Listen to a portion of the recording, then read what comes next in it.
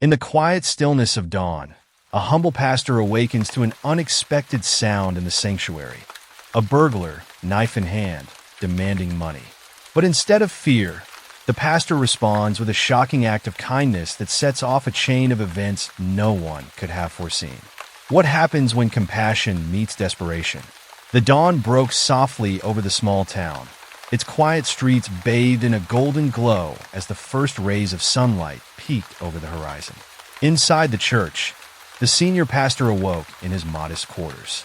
Rising early was part of his routine, a time to reflect, pray, and prepare for the day's work.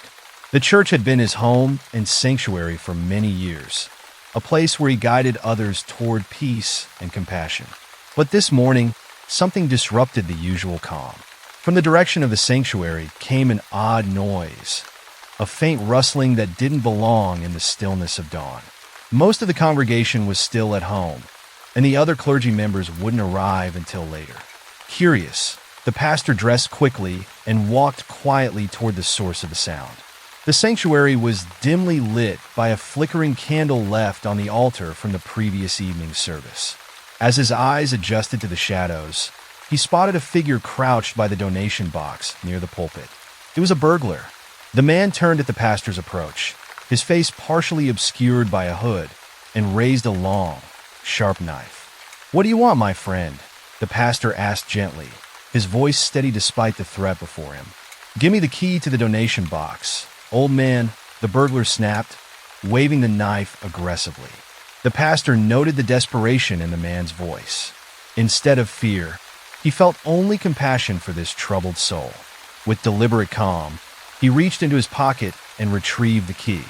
"Here it is," he said, handing it over without hesitation. The burglar snatched the key and hastily opened the box. As he stuffed cash into his pockets, the pastor took a closer look at him. His jacket was ripped, his face pale, and his hands trembled, not from malice, but from exhaustion and hunger. "When was the last time you ate, son?" the pastor asked softly. "Shut up," barked the thief, his movements frantic. He glanced at the pastor warily, clearly unsure of what to make of his calm demeanor. "There's food in the kitchen," the pastor continued, ignoring the outburst. "Just through that door. Help yourself to whatever you need." The thief paused, his brow furrowing in confusion. People didn't usually offer kindness at knife point. Still, he kept the knife raised as he slowly backed toward the kitchen. Once inside, he opened cupboards and grabbed bread, cheese, and a few canned goods. He returned to the sanctuary with his arms full, his knife still in hand, but his posture less tense.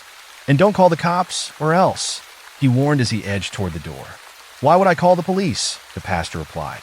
"The donations are for people in need, and I gave you the food freely. You've stolen nothing. Go in peace." The thief stared at him, bewildered. He muttered something under his breath and disappeared into the early morning light. The next day, the pastor shared the story with the church staff and some members of the congregation.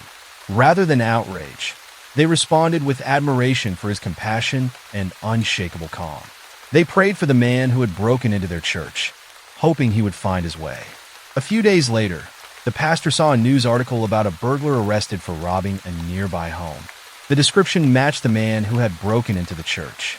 He had been caught this time and sentenced to 10 years in prison. The pastor said a quiet prayer for him, asking that his time behind bars bring healing rather than bitterness.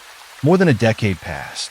The church remained a beacon of hope for the community, hosting services, outreach programs, and moments of solace for those in need.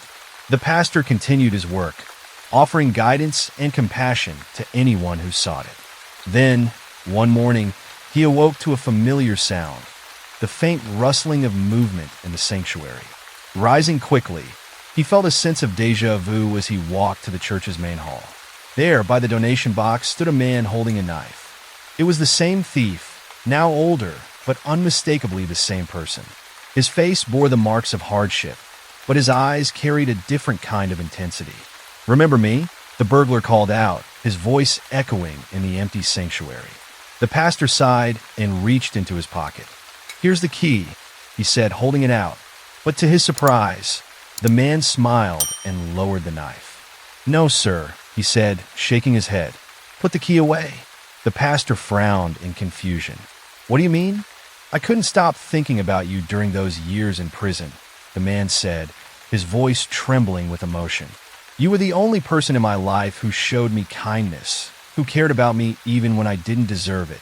The pastor's expression softened as the man continued. Yes, I've come back, the man admitted, but not to steal money. Last time I took the wrong thing. What I really wanted wasn't in the donation box. It was something I saw in you. Your kindness, your peace, your strength. That's what I need. The man dropped the knife and knelt before the pastor. Please, teach me how to find what you have. Show me the way to compassion and peace. I want to change. The pastor's heart swelled with gratitude. Here was a man seeking redemption, ready to embrace a new path. He reached out and helped the man to his feet. The peace you seek is within your reach, he said warmly. Let us begin this journey together. From that day forward, the former thief became a part of the church community. Under the pastor's guidance, he immersed himself in faith and service, learning to let go of anger and despair. Slowly, he transformed, becoming a source of hope and inspiration for others who struggled. Though he had spent much of his life chasing material wealth, he now found himself rich in ways he had never imagined. The peace he discovered in his heart was more valuable than any treasure he had ever sought. And so, the man who had once taken from others became someone who gave freely, his time, his energy, and his love. Occasionally, as he reflected on his journey, he couldn't help but smile at the irony of it all. What a steal, he would think to himself. Years later, the thief returns, but not for money. This time, he's seeking something far more valuable. What did he learn during his time away? And how can one act of kindness transform a life? Share this story with someone who believes in second chances, because sometimes the greatest treasures aren't locked away, but freely given. What would you have done in the pastor's place?